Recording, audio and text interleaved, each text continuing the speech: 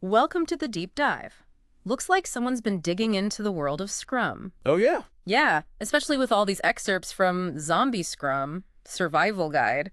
Mm. Have you been wondering if your team is truly, agile or Mhm. just going through the motions? Mhm. Well, get ready because we're about to take a deep dive into this stuff Okay. and explore that very question. Are you facing the dreaded zombie scrum? It's a question that keeps a lot of team leaders up at night. Oh, for sure.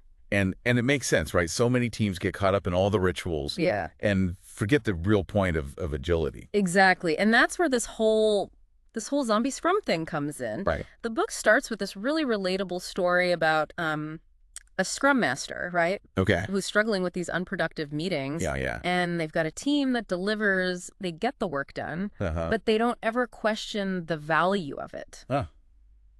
Does that resonate with your experience at all? Totally. I mean, who hasn't been there? Well, what's really interesting here is that the book, it highlights this critical difference Okay. between simply, doing Scrum Yeah. and actually being agile.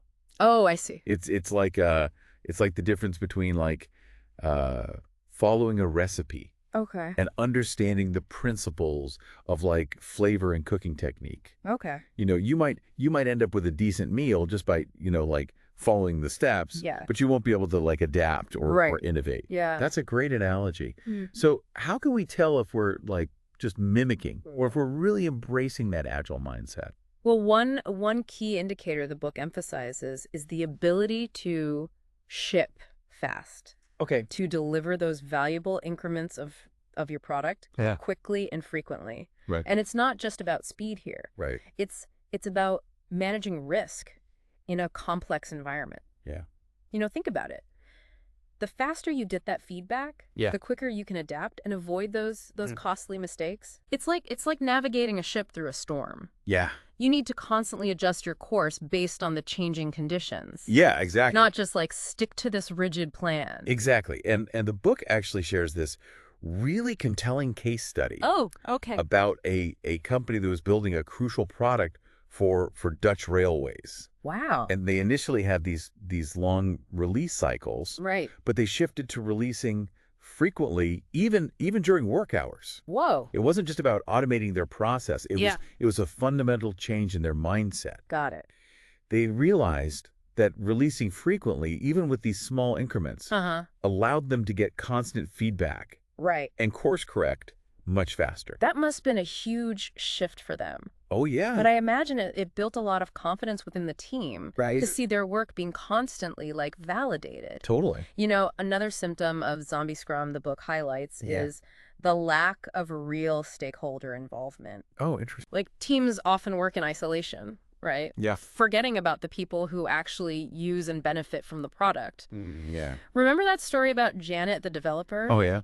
who suggested involving users in the UI design? Oh, right. And then she got kind of reprimanded Yeah. by the product owner. Yeah, that story perfectly illustrates this common pitfall, Yeah. in zombie scrum. Teams working on features without really understanding stakeholder needs. Right. It highlights how important it is to break down those silos Yeah. and get real-time feedback from those who are ultimately impacted by the product. Absolutely. And the book goes beyond just pointing out the problem, right? Like right. it offers some really interesting techniques to address it. Yeah. I especially liked the start a stakeholder treasure hunt Oh, yeah. and the give the stakeholder a desk close to the Scrum team ideas. Yeah. They sound almost like games. Right. They're fun. These liberating structures. Yeah. They're designed to make stakeholder involvement less intimidating Right. and more engaging. I like that. Instead of just, sending out surveys or holding those formal meetings, Right. they encourage a more organic interaction and collaboration. I see. So it's about weaving stakeholder feedback into the fabric of the development process Exactly. rather than just treating it as an afterthought. Yeah, exactly. That makes a lot of sense. Yeah. Speaking of weaving things together, we should probably talk about continuous improvement. Right. The book points out that this is another area where zombie scrum teams tend to struggle. Okay. They might go through the motions of retrospectives, Yeah. but real meaningful change just seems to elude them. Right. Why do you think that is? Well, it's because continuous improvement requires more than just, like identifying problems. Right. It's about challenging those underlying assumptions Yeah, and fostering a culture that embraces learning from mistakes. I see. The book distinguishes between single loop and double loop learning. Okay. Single loop learning is about like correcting errors within existing processes. Got it. While double loop learning that challenges the processes themselves. So single loop learning is like fixing a typo, Yeah, and double loop is like questioning why you made the typo in the first place. precisely. And both are crucial for escaping zombie scrum. Got it. Single loop learning helps you refine your existing approach, Uh-huh. while double loop learning encourages you to step back and ask, are we even solving the right problem? That's a great question. Yeah. The book's example of the healthcare.gov launch in 2013, that really brought this point home. All right. That was a massive failure, and partly due to a lack of feedback and iteration. Uh-huh. They were so focused on meeting deadlines Yeah. that they kind of neglected that continuous improvement aspect Right. of agile development. Yeah. That example highlights a crucial lesson. What's that? Fearing failure can actually lead to bigger failures down the line. Wow. Truly agile teams, they embrace failure as an opportunity to learn and adapt. That's powerful. Now let's shift gears a bit and talk about self-organization. Okay. This is a crucial element of true agility that often gets overlooked. Yeah, this is where it gets really interesting. We hear a lot about self-managing teams, but what does that actually look like in practice? Well, the book dives into this concept of autonomy gradients, Okay. which essentially acknowledges that teams have varying levels of control over different aspects of their work. Okay. This could be anything from the tools they use Yeah. to the way they structure their workday. So it's not just about giving teams complete freedom. It's Yeah. about like understanding the nuances Yeah, of their autonomy and finding that right balance. exactly. Yeah. And the book cautions against blindly copying models like Spotify's squad model. Okay. While successful in its context, Right. simply replicating the structure without understanding the underlying principles Mm-hmm. can actually lead to, you guessed it, Zombie Scrum. zombie scrum. Because you're addressing the symptoms, not the root cause. Right. It's like putting a Band-Aid on a broken leg. Exactly. So if we're seeing signs of Zombie Scrum in our own teams, Yeah. should we panic? Is it a lost cause? Not at all.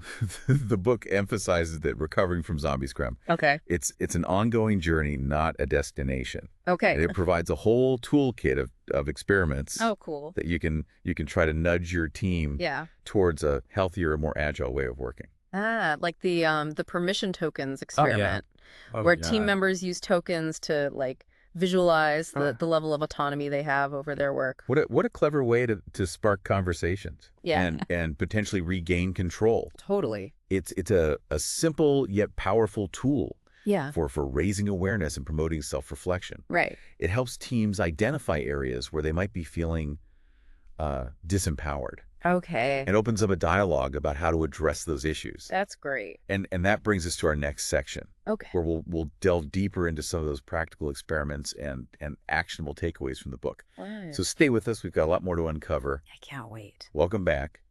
So let's explore some of those practical experiments from Zombie Scrum Survival Guide Okay. that can help revitalize your team. Sounds good. There are so many great ideas in here. Yeah. But one that really caught my eye was this idea of measuring stakeholder satisfaction.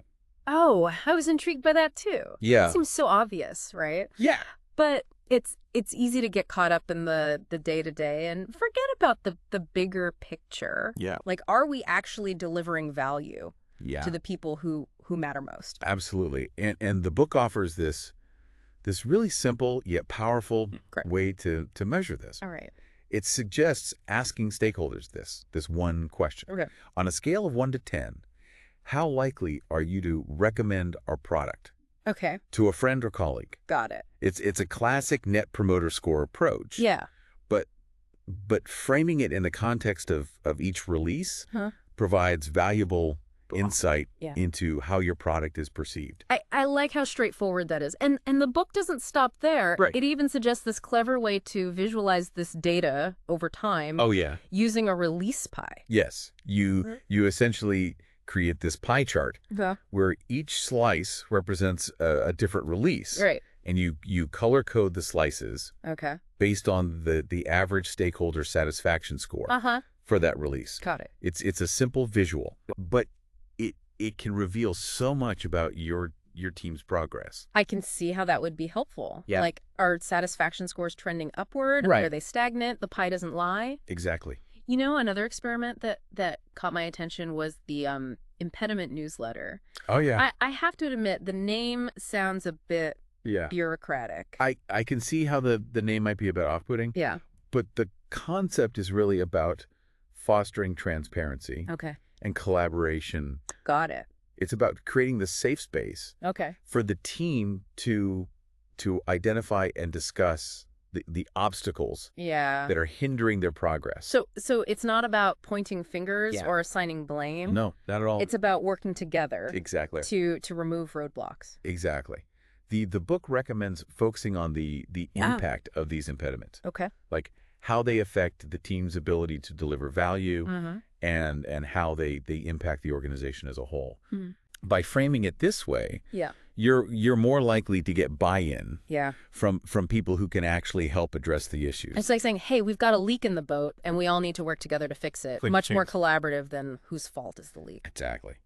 Now, you mentioned earlier the importance of self-organization and how truly agile teams have a high degree of autonomy. Right. But how do we balance that need for autonomy with the need for alignment across the organization? That's a great question. Yeah. Too much autonomy can lead to chaos. Right. But too much control can stifle innovation and creativity. Yeah. Yeah. The book introduces this fascinating concept called stigmergy. Stigmergy. Okay, that sounds intriguing, and maybe a little intimidating. Don't worry, it's not as complicated as it sounds. Okay. Stigmergy is a form of indirect coordination. Yeah. Think of ants building a colony. Okay. There's no central authority dictating each ant's actions. Right. They communicate and coordinate through their environment, leaving behind these chemical trails that guide the behavior of others. Oh, so it's like a decentralized system of communication and coordination. Exactly. And the book suggests that agile teams can leverage this concept by creating this highly visible physical scrum board. The movement of cards on the board represents the flow of work and signals to everyone what's happening and what needs to be done next. It's like a living, breathing representation of the team's progress that everyone can understand. Exactly. And by making the work visible in this way, you reduce the need for those constant status updates and meetings. It creates that shared understanding and reduces the need for micromanagement. Exactly. This ties into the concept of empowering teams to make decisions locally without having to go through those layers of bureaucracy. This makes a lot of sense. Yeah. Context is so important. Yeah. Like, what works for one team might not work for another. Right. And blindly copying models from other companies can lead us right back to, you guessed it, Zombie Scrum. Zombie Scrum. Exactly. That's why it's so important to experiment. Yes. And find what works best for your team. Yeah. In your specific context. The book frames this as finding your minimum viable rules, which are essentially the bare minimum constraints needed to guide self-organization. So it's like setting boundaries, without stifling creativity.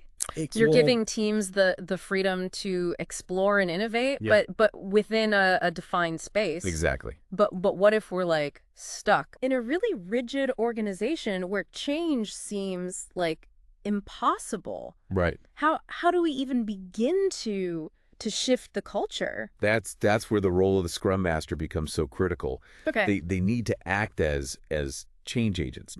Not by demanding compliance. but by building relationships, fostering understanding, and demonstrating the value of Agile practices. It's about connecting the dots. Yes. Between Agile practices and business outcomes. Yeah. Showing how Scrum can actually help the organization achieve its goals. Precisely. And the book offers some great experiments. Oh, cool. For doing just that. Okay. One idea is to create this low-tech metrics dashboard that tracks not just, output, but outcomes. Okay. Things like stakeholder satisfaction, lead time, cycle time. Got it. Metrics that truly matter. I love that idea. It shifts the focus from simply completing tasks to delivering real value. Exactly. And by making those metrics visible to everyone, you're promoting transparency and accountability. Exactly. And the book acknowledges that change can be slow and messy. Right. Especially in organizations that are resistant to new ways of working. Yeah, for sure. But it encourages Scrum Masters to embrace the long game. Okay. To focus on building relationships and trust, and to celebrate those small wins along the way. Because even small steps in the right direction can eventually lead to big changes. Exactly. And speaking of big changes, it sounds like embracing the principles of true agility requires this fundamental shift in mindset, both at the individual and an organizational level. Absolutely. It's about moving away from a culture of fear and control towards a culture of trust, transparency, and continuous learning. That's great. This has been so insightful. Glad to hear. But before we get ahead of ourselves, let's take a moment to reflect on what we've learned so far and distill some key takeaways for our listener. Sounds good. Join us after a quick break as we wrap up this deep dive into the world of Zombie Scrum and explore what it means for you and your team. We're back. And you've heard a lot about what Zombie Scrum looks like. Right. And how to, spot it in the wild. But what does this all really mean for you? That's the question, isn't it? Yeah. We've explored the symptoms of Zombie Scrum. We've delved into the principles of true agility. Yeah. And we even uncovered some practical experiments to help teams break free from those lifeless rituals. Right. But now we need to connect the dots and figure out what you can actually do with this knowledge. So what are the big takeaways? What are the actionable insights that you can start applying right now to breathe life back into your team's agile practices? If I had to boil it down to three key things, I'd say first and foremost, remember the importance of shipping fast. Okay. And it's not about rushing through things haphazardly. Right. It's about establishing a rapid feedback loop that fuels continuous improvement. Okay. Think of it as shortening the cycle between learning and adapting.